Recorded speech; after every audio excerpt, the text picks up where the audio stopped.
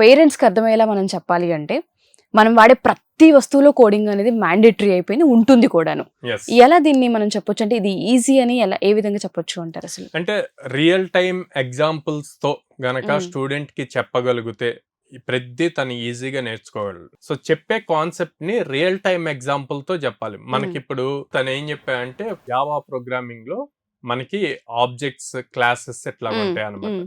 అది నాకు క్లియర్ గా అర్థం అవటానికి కిచెన్, బెడ్రూమ్ వాటిల్లో ఉండే థింగ్స్ ఇట్లా ఎగ్జాంపుల్స్ తీసుకున్నాను అనమాట.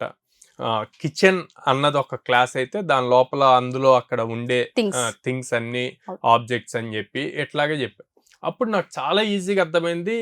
అండ్ నేను ఆ అటెంప్ట్ లో నేను పాస్ అవ్వటం కాకుండా 75 మార్క్స్ కి 73 74 వచ్చినాయి. ఓ సో సో ప్రాక్టికల్ నాలెడ్జ్ అనేది ప్రాక్టికల్ నాలెడ్జ్ ట్రైనర్ చెప్పే విధానాన్ని బట్టి ఉంటది అనమాట. ఓకే. సో నేను అక్కడి నుంచి తర్వాత నా జూనియర్స్ నేను ఏదైనా ఎక్స్ప్లెయిన్ చేసేటప్పుడు కూడా అలా రియల్ టైమ్ ఎగ్జాంపుల్స్ తీసుకోను.